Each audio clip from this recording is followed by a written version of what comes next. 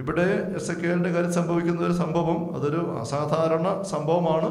ഒരുപക്ഷെ അങ്ങനെ ഒരു അനുഭവം വേറെ ബൈബിളിൽ നമുക്ക് പ്രവാചകന്മാരുടെ ആരുടെ ജീവിതത്തിൽ കാണാൻ പറ്റുന്നില്ല. ചില കാര്യങ്ങളൊക്കെ ഹോസിയ പ്രവാചകൻ എനിക്ക് തോന്നുന്നത് ഒരു വല്ലാതെ കെട്ട വേശ്യ സ്ത്രീയെ കല്യാണം കഴിക്കാനായിട്ട് തമ്പുരാൻ പറഞ്ഞിട്ട് ആ പെണ്ണിനെ പോയി കെട്ടുന്നു. അവൾ ആരുടെയും കൂടെ ജീവിക്കാത്ത പെണ്ണാണ്. അവൾ ഇട്ടിട്ട് പോകുന്നു വേറെ ആൾക്കാരുടെ കൂടെ. പിന്നെ കൂട്ടിക്കൊണ്ട് വരാൻ പറയുന്നു, കൂട്ടിക്കൊണ്ട് വന്ന് ജീവിച്ചു. പിന്നെ ഇട്ടിട്ട് പോകുന്നു. അങ്ങനെ കുറേ ഒരു തരത്തിലും കൂടെ ജീവിക്കാൻ പറ്റാത്ത പെണ്ണിനെ കെട്ടേണ്ടി വന്ന് ഹോസിയായിക്ക് തമ്പുരാന് വേണ്ടി ഇറങ്ങിയപ്പോൾ. അതുവഴി തമ്പുരാൻ കാണിച്ചു കൊടുത്ത് പാഠം എന്നാ ചോദിച്ചാൽ, ഇതാണ് ഇസ്രായേലിലെ ഞാൻ കൂട്ടത്തിൽ കൊണ്ടുവെക്കുന്ന രീതി. ഇസ്രായേൽ ഇങ്ങനെ ഇട്ടിട്ട് പോകുന്നു, ഞാൻ പിന്നെയും പിടിച്ച് കൂട്ടത്തിൽ കൂട്ടുന്നു എന്ന് പ്രവാചകന്റെ ജീവിതം വഴിയായിട്ട് കാണിച്ചു കൊടുക്കണം. ഇവിടെ അത് തന്നെ സംഭവിക്കുന്നത് വേറെ രീതിയിൽ. കർത്താവിനോട് അരുളി ചെയ്തു, മനുഷ്യപുത്ര, നിന്റെ കണ്ണുകളുടെ ആനന്ദഭാജനത്തെ ഞാൻ ഒറ്റയടിക്ക് നിന്നിൽ നിന്ന് നീക്കിക്കളയാൻ പോകുന്നു. എങ്കിലും നീ കരയുകയോ പ്രലപിക്കുകയോ അരുത്. നിന്റെ കണ്ണുകളിൽ നിന്ന് കണ്ണീർ ഒഴുകരുത്. നെടുവീർപ്പിടാം, എന്നാൽ ഉച്ചത്തിലാകരുത്. മരിച്ചവരെ ഓർത്ത് നീ വിലപിക്കരുത്. നീ തലപ്പാവ് കെട്ടുകയും പാതുകങ്ങൾ അണിയുകയും ചെയ്യുക. നീ അധരം മറയ്ക്കരുത്. വിലാപഭോജ്യം ഭക്ഷിക്കുകയും അരുത്. പ്രഭാതത്തിൽ ഞാൻ ഇങ്ങനെ ജനത്തോട് സംസാരിച്ചു, സായങ്കാലത്ത് എൻ്റെ ഭാര്യ അന്തരിച്ചു. എന്നോട് കൽപ്പിച്ചിരുന്നത് പോലെ ഞാൻ അടുത്ത പ്രഭാതത്തിൽ പ്രവർത്തിച്ചു. എങ്ങനെ? നീ കരയാൻ പാടില്ല, വിലാപവസ്ത്രം അടിക്കാൻ പാടില്ല, അങ്ങനെ പെരുമാറണമെന്ന് പറഞ്ഞു. അതുകൊണ്ട് ഭാര്യ ഈ പറഞ്ഞ പോലെ തന്നെ വൈകുന്നേരം മരിച്ചു. അപ്പോൾ സാധാരണയുള്ള കരച്ചിലും ഇതൊന്നും, ആ ഭാര്യ വളരെ പ്രിയപ്പെട്ട ഭാര്യ, നിന്റെ കണ്ണുകളുടെ ആനന്ദഭാജനത്തെ എന്ന് പറഞ്ഞിരിക്കുകയാണ്. അത്രോ ഒരാഴമായ ബന്ധമുള്ള കാര്യം, ബന്ധത്തിൻ്റെ വിഷയം തമ്പുരാൻ അത് എടുത്തങ്ങ് മാറ്റുകയാണ്. എന്നിട്ട് പറയുകയാണ്, നീ നോർമലായുള്ള വിലാപം നടത്താൻ പാടില്ല, കരയരുത്, നെടുവീർപ്പിടാം, അത് ഉറക്കെ ആവരുത്, ഇങ്ങനെയെല്ലാം പറയുകയാണ്. എന്താ സംഭവം എന്താണ്? അപ്പം എന്നോട് കൽപ്പിച്ചിരുന്ന പോലെ ഞാൻ അടുത്ത പ്രഭാതത്തിൽ പ്രവർത്തിച്ചു. ജനം എന്നോട് ചോദിച്ചു, നീ ചെയ്യുന്നതിൻ്റെ അർത്ഥം എന്തെന്ന് ഞങ്ങളോട് പറയുകയില്ലേ? ഞാൻ പറഞ്ഞു, കർത്താവ് എന്നോട് അരുളി ചെയ്തു, ദൈവമായ കർത്താവ് അരുളി ചെയ്യുന്നുവെന്ന് ഇസ്രായേൽ ജനത്തോട് പറയുക. നിങ്ങളുടെ ശക്തിയുടെ അഭിമാനവും കണ്ണുകൾക്ക് ആനന്ദ വിഷയവും ഹൃദയത്തിൻ്റെ അഭിലാഷവുമായ എൻ്റെ വിശുദ്ധ സ്ഥലം ഞാൻ അശുദ്ധമാക്കും. നീ വിട്ടുപോകുന്ന പുത്രന്മാരും പുത്രിമാരും വാളിനിരയാകും. ഞാൻ ചെയ്തതുപോലെ നിങ്ങളും അന്ന് ചെയ്യും. നിങ്ങൾ അധരം മറയ്ക്കുകയോ വിലാപഭോജ്യം ഭക്ഷിക്കുകയോ ഇല്ല. നിങ്ങളുടെ തലയിൽ തലപ്പാവും കാലുകളിൽ പാതകങ്ങളും ഉണ്ടാകും. നിങ്ങൾ കരയുകയോ പ്രലപിക്കുകയോ ചെയ്യുകയില്ല. എന്നാൽ നിങ്ങൾ നിങ്ങളുടെ അകൃത്യങ്ങളിൽ തന്നെ ക്ഷയിച്ചു പോകും. ഓരോരുത്തരും അവരെ നോക്കി ഞരങ്ങും. ഇങ്ങനെ എസെക്കിയേൽ നിങ്ങൾക്കൊരടയാളമായിരിക്കും. അവൻ ചെയ്തതുപോലെ നിങ്ങളും ചെയ്യും. ഇവ സംഭവിക്കുമ്പോൾ ഞാനാണ് ദൈവമായ കർത്താവ് എന്ന് നിങ്ങൾ അറിയും. എന്താ സംഭവം? ഇപ്പം നോർമലായിട്ടുള്ള സാമൂഹ്യ അവസ്ഥയിൽ ഒരു മരണമുണ്ടായാൽ അത് കരച്ചിലും വിലാപവും വിലാപത്തിൻ്റെ നാളുകളും ഒക്കെ ആയിട്ട് ഉള്ള രീതി, അത് ഒന്നുമില്ലാതെ ഒരു മരണത്തെ സ്വീകരിക്കാൻ എസെക്കിയേൽ തമ്പുരാൻ പറഞ്ഞു. അത് ഇപ്പോൾ വിലാപം മരണം സംഭവിച്ചു, അത് സ്വാഭാവികമായിട്ട് സംഭവിക്കാം. അതുകൊണ്ട് ആൾക്കാർക്ക് വേറൊന്നും പറയാനില്ല, പെട്ടെന്നായി പോയെന്നേ ഉള്ളൂ. അത് കഴിഞ്ഞ് എസെക്കിയേലിൻ്റെ പ്രതികരണം അവർക്ക് പ്രതീക്ഷയ്ക്ക് തെറ്റിച്ചു. എന്താ നീ ഇങ്ങനെ പെരുമാറുന്നത്? നീ എന്താ വിലാപകാലം ആചരിക്കാത്തത്? നീ എന്താ തലപ്പാവ് മാറ്റിവെച്ച് അങ്ങനെ നടക്കാത്തത്? അപ്പോൾ എസെക്കിയേൽ പറയും, ദൈവം ഇങ്ങനെ പറഞ്ഞിട്ടാണ്. കാരണം ഇതേ ഉടൻ തന്നെ നാളുകൾ വരുന്നു, നിങ്ങളുടെയൊക്കെ പുത്രിപുത്രന്മാരും ഭാര്യമാരും മക്കളും കാർന്നവന്മാരും എല്ലാം കൊല്ലപ്പെടും. അന്ന് വിലപിക്കാനും വിലാപം ആചരിക്കാനൊന്നും ആരും കാണുകയല്ല. എന്താണ്? നിങ്ങൾ പാപത്തിൻ്റെ വഴിയെ നടക്കുന്നതുകൊണ്ട് ദൈവം നിങ്ങളെ കൈവിടാൻ പോകുന്നു. അപ്പോൾ ഇത് സംഭവിക്കുമ്പോൾ നിങ്ങൾ അന്ന് പറയും, എസെക്കിയേൽ അന്ന് ജീവിതം കൊണ്ട് കാണിച്ചത് എസെക്കിയേലിൻ്റെ അടയാളമായിരിക്കും. അപ്പോൾ ജനത്തോട് ശക്തമായ രീതിയിൽ സംസാരിക്കാൻ എസെക്കിയേലിൻ്റെ ജീവിതം തന്നെ ദൈവം ഏറ്റെടുക്കുകയാണ്.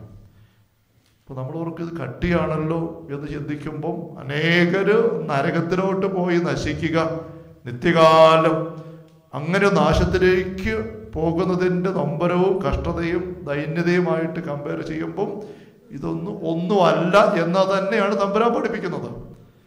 ആ ദൈന്യത ഒഴിവാക്കാനായിട്ടാണ് ഈശോ 33 വയസ്സുള്ളപ്പം കുരിശെ കയറുന്നത്. ആ ദൈന്യതയുടെ അപകടം നോക്കുമ്പോൾ ഈ കുരിശിൻ്റെ അപകടം തന്നെയാണ് ഭേദം, ആശ്വാസം. അപ്പോൾ ഇത് ദൈവരാജ്യത്തിന് വേണ്ടി നമ്മൾ ഇറങ്ങുമ്പോൾ ഈ ഒരു ചൈതന്യം നമ്മൾ ഉള്ളുകൊണ്ട് എടുക്കണം. ലൗകിക മനുഷ്യരായി ജഡിക ജീവിതം തേടിക്കൊണ്ട് ദൈവരാജ്യ അനുഭവവും കിട്ടിയല്ല, ദൈവരാജ്യ അഭിഷേകവും നമുക്ക് കിട്ടുകയില്ല. എന്ന് വെച്ച് തമ്പുരാൻ തട്ടിക്കൊണ്ട് പോകുമോ എന്നോർത്ത് പേടിച്ചിരിക്കുകയും ചെയ്യണ്ട. തമ്പുരാൻ നമ്മൾ സ്നേഹിക്കുന്നതിനേക്കാളും ആഗ്രഹിക്കുന്നതിനേക്കാളും തമ്പുരാൻ നമ്മുടെ സന്തോഷം ആഗ്രഹിക്കുന്നു, നമ്മുടെ കരുത്ത് ആഗ്രഹിക്കുന്നു, അറിയുന്നു. തമ്പുരാനാണ് കൂട്ടിച്ചേർത്തത്. ആദ്യത്തെ മനുഷ്യനുണ്ടായി കഴിഞ്ഞപ്പോൾ തനിച്ചായിരിക്കരുത് എന്നൊക്കെ പറഞ്ഞേക്കാം. അപ്പോൾ ദൈവത്തിൻ്റെ ഉള്ളിലില്ലാത്ത ഒരു കാര്യവും ഇല്ല എന്ന് നമ്മൾ മനസ്സിലാക്കണം. എന്നിട്ടും ദൈവം ചില കാര്യം അനുവദിക്കുന്നുണ്ടെങ്കിൽ അതിനപ്പുറത്തേക്ക് തമ്പുരാൻ കണ്ടിട്ട് തന്നെയാണ് അങ്ങനെ. അപ്പോൾ ഇവിടെ ഞാൻ പറഞ്ഞു, ഈ ചുരുളിനകത്ത് ഇങ്ങനെ അതിൽ വിലാപങ്ങളും പരിദേവനങ്ങളും ദുരിതങ്ങളും രേഖപ്പെടുത്തിയിരുന്നു. വെളിപാടിൻ്റെ പുസ്തകത്തിൽ 10-ാമത്തെ അധ്യായത്തിൽ ചുരുളിനെ പറ്റിയുള്ള പരാമർശനം വേറെ വീണ്ടും കാണാൻ പറ്റും. വെളിപാട് 10:8 മുതലുള്ള തിരുവചനങ്ങൾ എല്ലാവരും എടുക്കട്ടെ. വെളിപാട് 10:8 മുതൽ. വെളിപാടിൻ്റെ പുസ്തകം ഏറ്റവും അവസാനത്തെ പുസ്തകമാണല്ലോ ബൈബിളിലെ. അതിൽ 10:8 മുതൽ. സ്വർഗത്തിൽ നിന്ന് ഞാൻ കേട്ട സ്വരം വീണ്ടും എന്നോട് പറഞ്ഞു, നീ പോയി കടലിലും കരയിലും നിലയുറപ്പിച്ചിരിക്കുന്ന ദൂതന്റെ കയ്യിൽ നിന്ന് ആ നിവർത്തിയ ചുരുൾ വാങ്ങുക. ഞാൻ ദൂതന്റെ അടുത്ത് ചെന്ന് ആ ചെറിയ ചുരുൾ ചോദിച്ചു. അവൻ പറഞ്ഞു, ഇതെടുത്ത് വിഴുങ്ങുക. നിന്റെ ഉദരത്തിൽ അത് കയ്പായിരിക്കും, എന്നാൽ വായിൽ തേൻ പോലെ മധുരിക്കും. ഞാൻ ദൂതന്റെ കയ്യിൽ നിന്ന് ചുരുൾ വാങ്ങി വിഴുങ്ങി. അതെന്റെ വായിൽ തേൻ പോലെ മധുരിച്ചു. എന്നാൽ വിഴുങ്ങിയപ്പോൾ ഉദരത്തിൽ അത് കയ്പായി മാറി. വീണ്ടും ഞാൻ കേട്ടു, നീ ഇനിയും അനേകം ജനതകളെയും രാജ്യങ്ങളെയും ഭാഷകളെയും രാജാക്കന്മാരെയും കുറിച്ച് പ്രവചിക്കണം. അപ്പൊ ഇവിടെ ചുരുള് അപ്പുറത്ത് എസെക്കിയേല് ഭക്ഷിച്ചപ്പം വായിൽ മധുരിച്ചു, അത്തരം പറഞ്ഞ് നിർത്തി. പക്ഷെ അതിന് മുമ്പ് തന്നെ പറഞ്ഞു വെച്ചു, പരിദേവനങ്ങളും വിലാപങ്ങളും എല്ലാം അതിനകത്തുണ്ടായിരുന്നു. അതാണ് താൻ വിഴുങ്ങിയത്. വായിലത് മധുരിച്ചു. ഇവിടെ അടുത്ത സ്റ്റേജിൽ കൂടെ പറയുകയാണ്, ദൂതൻ തെളിച്ച് പറഞ്ഞു, ഇത് വായിൽ മധുരമായിരിക്കും, പക്ഷെ ഉദരത്തിൽ കയ്പാകും. പക്ഷെ നീ ഇനിയും പ്രവചിക്കണം എന്ന് പറയുകയാണ്. എന്ന് വെച്ചാൽ നമുക്ക് ദൈവരാജ്യ അഭിഷേകം ഇങ്ങനെ ഇരുന്ന് കേക്ക് എടുക്കുകയും ചെയ്യുമ്പോൾ മധുരമാണ്. Hallelujah, hallelujah, hallelujah. നമ്മുടെ വീട്ടിലേക്ക് ചെന്ന് കഴിയുമ്പോൾ, അല്ലെ മറ്റു പല സാഹചര്യങ്ങളിലേക്ക് ചെന്ന് കഴിയുമ്പോൾ അത്ര മധുരമല്ല, കയ്പാകും. തമ്പുരാൻ അതും തെളിച്ച് പറഞ്ഞിട്ടുണ്ട്. അതിലൂടെ നമ്മൾ കടന്നു പോകണം. ഈശോ പോലും കടന്ന് കാറി, പറ്റുമെങ്കിൽ ഒഴിവാക്കി തരണേ എന്ന് പറഞ്ഞു. ഇത് നമ്മൾ പേടിക്കാൻ വേണ്ടിയിട്ടല്ല. ഫൗസ്റ്റീനയുടെ ഡയറിയിൽ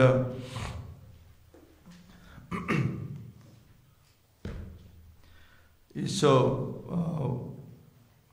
പറയുന്നതായിട്ട് നമ്മളിങ്ങനെ വായിക്കുന്നുണ്ട്. ഫൗസ്റ്റീനയുടെ ദൗത്യത്തെപ്പറ്റി, ആത്മീയ പോരാട്ടത്തെ പറ്റിയുള്ള പ്രബോധനം എന്ന് പറഞ്ഞുകൊണ്ട് 1760 ഖണ്ഡിക ശുശ്രൂഷയുടെ കൂട്ടായ്മ ഞാനിതിടയ്ക്ക് പങ്കുവെച്ചിട്ടുണ്ട് കുറച്ചെങ്കിലും അതിനകത്ത് ഈശോ പറയുകയാണ്, സമാധാനത്തിൻ്റെയും സമാശ്വാസത്തിൻ്റെയും വീക്ഷണത്തിൻ്റെ അല്ലെ പ്രതീക്ഷയുടെ ഒരു വ്യാമോഹം ഞാൻ നിനക്ക് നൽകുകയില്ല, മറിച്ച് വലിയ യുദ്ധത്തിനായിട്ട് തയ്യാറെടുക്കുക എന്ന് പറഞ്ഞിരിക്കുകയാണ്. അപ്പം നല്ല സമാധാനവും സ്വസ്ഥതയുമായിട്ട് ശാന്തമായിട്ട് ആനന്ദം നിറഞ്ഞ് ജീവിക്കാൻ ഉള്ള ഒരു അവസ്ഥയിലേക്ക് ആണ് നിന്നെ ഞാൻ വിളിച്ചിരിക്കുന്നത് എന്ന വ്യാമോഹം ഞാൻ തരുന്നില്ല, മറിച്ച് പോരാട്ടത്തിനായിട്ടാണ് ഒരുങ്ങുക എന്ന് പറഞ്ഞിരിക്കുകയാണ്. സ്വർഗവും ഭൂമിയും ഉറ്റു നോക്കിക്കൊണ്ടിരിക്കുന്ന ഒരു വേദിയിലാണ് നീ എന്ന് മനസ്സിലാക്കുക. അപ്പം ഈ യുദ്ധം അല്ലെങ്കിൽ സമാശ്വാസ സമാധാനം ഇല്ലാത്ത അവസ്ഥയെന്ന് പറയുന്നത് അത് നാരകീയമായ അസ്വസ്ഥതയോ സമാധാനക്കേടോ അല്ലെന്ന് മനസ്സിലാക്കണം. പൗലോസ് അപ്പുറത്ത് പറഞ്ഞില്ലേ, ഞാൻ ഈറ്റുനോവ് അനുഭവിക്കുന്നു, ഉത്കണ്ഠ എന്നെ വിഴുങ്ങുകയാണ്, എല്ലാ സഭകളെ കുറിച്ചുള്ള. അപ്പുറത്ത് എഫേസ്യർ 20 നമ്മൾ വായിച്ചു, ഞാൻ കണ്ണുനീരോടുകൂടെ നിങ്ങളുടെ വീടുകൾ തോറും വന്ന് സംസാരിച്ചു, പഠിപ്പിച്ചു. കണ്ണുനീരോടുകൂടെ. ആ കണ്ണുനീര് അത് എന്തെങ്കിലും ഒരു താങ്ങാനാവാത്ത നെഗറ്റീവ് ദുഃഖത്തിൻ്റെ കണ്ണുനീരല്ല, ഉത്തരവാദിത്വത്തിൻ്റെ, അഭിഷേകത്തിൻ്റെ, ആ തീഷ്ണതയുടെ കണ്ണുനീരാണ്. സ്വർഗത്തിൻ്റെ രക്തക്കണ്ണീർ ചിത്രങ്ങളിൽ കാണുന്നത് ഒരു പൈശാചികമായ കരച്ചിലിൻ്റെ അല്ല, വിലാപവും പല്ലുകടിയുമായിരിക്കും അന്ധകാരക്കുഴിയിൽ. ആ അന്ധകാരക്കുഴിയിലെ വിലാപമല്ലിത്, അന്ധകാരക്കുഴിയിലെ വിലാപമല്ല ഇത്. ബന്ധം വഴി വരുന്ന സഹനമാണ്. ബന്ധം നിഷേധിക്കപ്പെടുമ്പോഴും സഹനമുണ്ട്. ബന്ധത്തിലായിരിക്കുന്ന വ്യക്തി അഴുക്കിലേക്ക് പോകുമ്പോഴും ഇവിടെ വലിഞ്ഞു കയറും.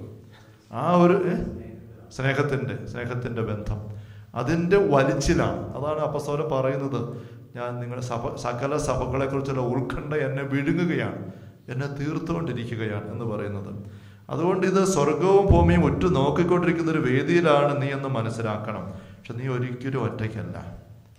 എസെക്കിയേലിനെ പറഞ്ഞു വിടുമ്പോൾ തമ്പുരാൻ അറിഞ്ഞ് പറഞ്ഞു വിടുന്ന വരണ്ട അസ്ഥികളുടെ താഴ്വരയാണ്, തമ്പുരാൻ കൂടെയുണ്ട്. പക്ഷെ പടപൊരുന്നത് എസെക്കിയേലാണ്.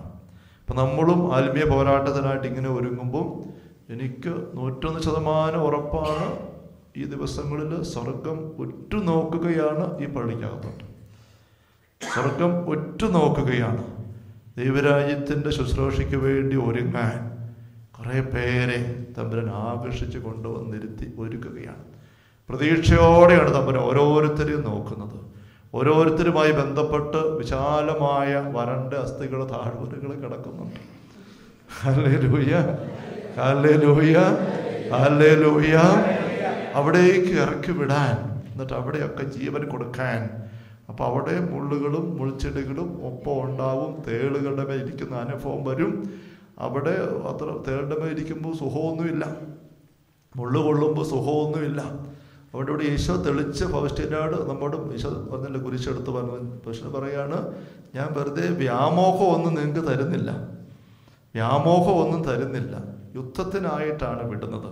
തേളുകളുടെ അടുത്തേക്കാണ് വിടുന്നത്, മുള്ളുകളുടെ ഇടയിലേക്കാണ് വിടുന്നത്, അപ്പുറത്ത് പറഞ്ഞ് ചെന്നായ്ക്കളുടെ ഇടയിലേക്കാണ് വിടുന്നത്. ഇതെല്ലാം നേരത്തെ മുതൽ വ്യക്തമായിട്ട് കൊടുത്തിട്ടുള്ളതാണ്. നിനക്ക് പ്രതിഫലം നേടാൻ സാധിക്കുന്ന വിധം ഒരു വീരയോദ്ധാവിനെ പോലെ പോരാടുക. ആവശ്യമില്ലാതെ ഭയപ്പെടരുത്, എന്നാൽ നീ ഒറ്റയ്ക്കല്ല എന്ന് പറഞ്ഞിരിക്കുകയാണ്. Do not be unduly fearful because you are not alone. ഭയം തോന്നും പല അവസരത്തിലും.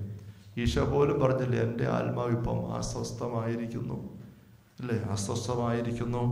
യോഹന്നാന്റെ സുവിശേഷത്തിൽ 12-ാമത്തെ അധ്യായത്തിൽ, യോഹന്നാന്റെ സുവിശേഷം 12-ാമത്തെ അധ്യായത്തിൽ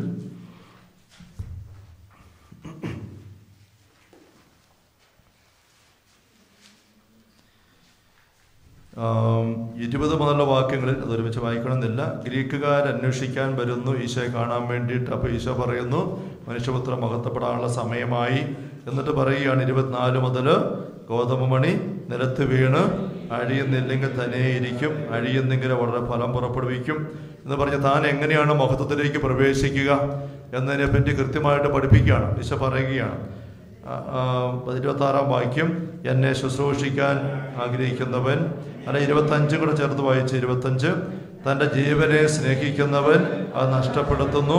ഈ ലോകത്തിൽ തൻ്റെ ജീവനെ ദ്വേഷിക്കുന്നവൻ നിത്യജീവനിലേക്ക് അതിനെ കാത്തു സൂക്ഷിക്കും. എന്നെ ശുശ്രൂഷിക്കാൻ ആഗ്രഹിക്കുന്നവൻ എന്നെ അനുഗമിക്കട്ടെ. അപ്പോൾ ഞാൻ ആയിരിക്കുന്നിടത്ത് എൻ്റെ ശുശ്രൂഷകനുമായിരിക്കും. എന്നെ ശുശ്രൂഷിക്കുന്നവനെ പിതാവ് ബഹുമാനിക്കും. പിതാവ് ബഹുമാനിക്കുക എന്ന് വെച്ചാൽ എന്താ, അല്ലേ? പിതാവായ ദൈവം ബഹുമാനിക്കുന്ന അവസ്ഥയിലേക്ക് ഒരു മനുഷ്യ വ്യക്തിക്ക് വരാൻ പറ്റുമെന്ന് ഈശോ പറഞ്ഞിരിക്കുന്നു. ഈശോ ഒരിക്കലും പൊളിവാക്ക് പറയുകയല്ല, ഭംഗിവാക്ക് പറയുകയല്ല. സത്തയിൽ നിന്നാണ് ഈശോയ്ക്ക് എല്ലാം വരുന്നത്, ഓർക്കണം. പിതാവ് ബഹുമാനിക്കുന്ന വ്യക്തിയാകാൻ പറ്റും. അപ്പം എന്നെ ശുശ്രൂഷിക്കാൻ ആഗ്രഹിക്കുന്ന വ്യക്തി എന്നെ അനുഗമിക്കട്ടെ. ആ ഈശോയുടെ വഴിയാണ് 24-ാം വാക്യം, ഗോതമ്പ് നിലത്തവൻ അഴിയുന്ന പോലെ. അങ്ങനെയാണ്. അപ്പോൾ സഹനത്തിലൂടെ ഇല്ലായ്മ, അങ്ങനത്തെ ഒരു സ്വയം ശൂന്യവൽക്കരണം. 25-ാം വാക്യം പറഞ്ഞ് സ്വന്തം ജീവനെ സ്നേഹിക്കുന്നു, നഷ്ടപ്പെടുത്തുന്നു. നിത്യമായ ജീവനെ സ്നേഹിക്കുന്ന വ്യക്തി ഭൗമിക ജീവൻ നഷ്ടപ്പെടാൻ വിട്ടുകൊടുക്കും. നഷ്ടപ്പെട്ടു പോകുമെന്നല്ല പറയുന്നത്, ആ വിട്ടുകൊടുക്കൽ അവിടെ ഉണ്ടെന്ന് പറയുകയാണ്. ഇത്രയും പറഞ്ഞു കഴിയുമ്പോൾ 27-ാം വാക്യം ഈശോ പെട്ടെന്നൊരു അസ്വസ്ഥതയിലേക്ക് പോവുകയാണ്. ഇപ്പോൾ എൻ്റെ ആത്മാവ് അസ്വസ്ഥമായിരിക്കുന്നു, ഞാൻ എന്തു പറയേണ്ടു പിതാവേ, ഈ മണിക്കൂറിൽ തന്നെ രക്ഷിക്കണമേ. അല്ല, ഇതിനു വേണ്ടിയാണല്ലോ ഈ മണിക്കൂറിലേക്ക് ഞാൻ വന്നത്. പിതാവേ, അങ്ങയുടെ നാമത്തെ മഹത്വപ്പെടുത്തണമേ. അപ്പോൾ സ്വർഗത്തിൽ നിന്നൊരു സ്വരമുണ്ടായി, ഞാൻ മഹത്വപ്പെടുത്തിയിരിക്കുന്നു, ഇനിയും മഹത്വപ്പെടുത്തും. അവിടെ നിന്നിരുന്ന ജനക്കൂട്ടം ഇത് കേട്ടിട്ട് ഇടിമുഴക്കമുണ്ടായി എന്ന് പറഞ്ഞു.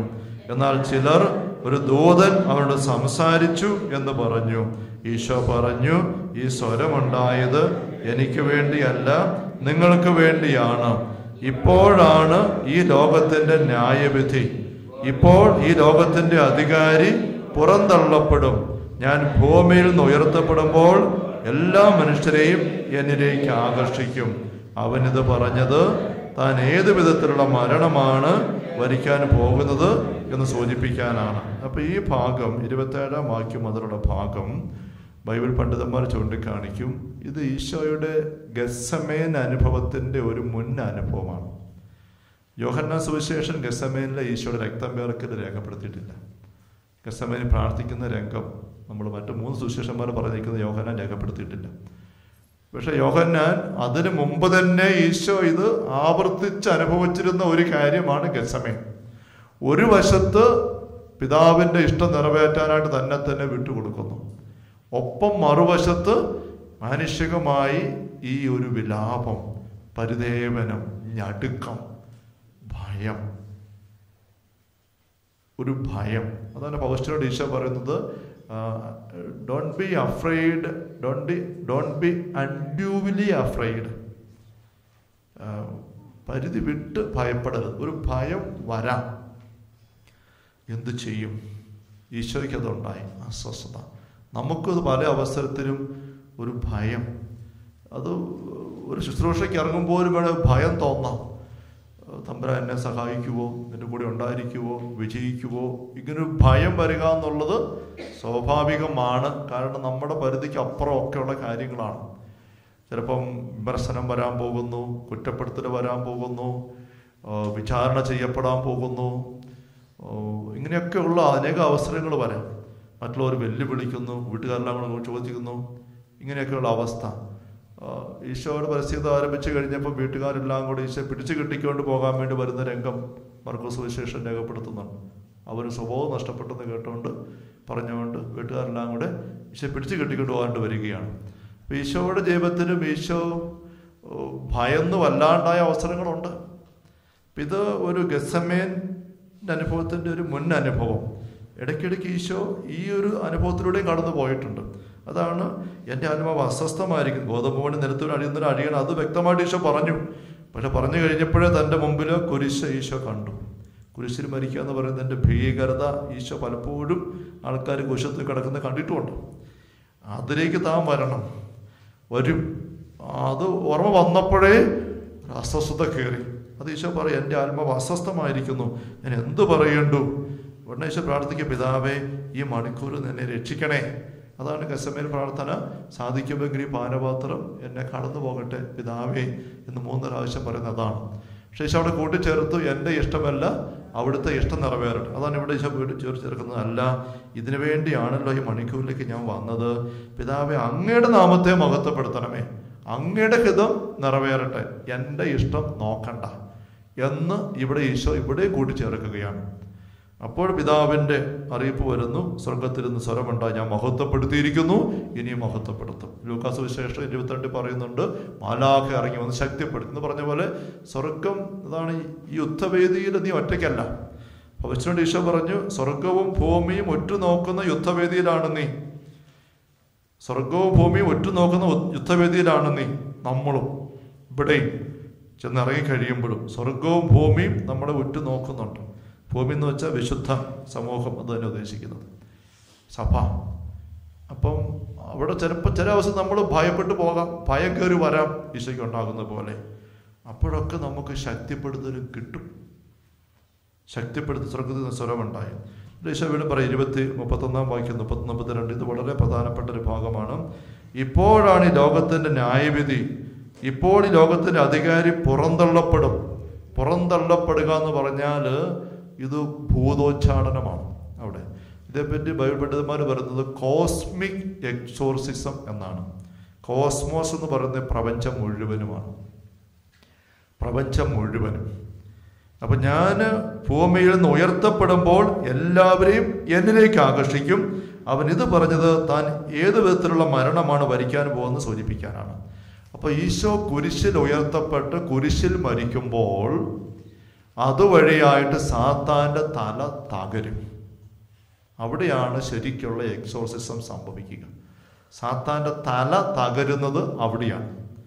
അവന് ഈ പ്രപഞ്ചം മുഴുവൻ്റെ മേലുള്ള അവൻ്റെ പിടുത്തം വിട്ടു.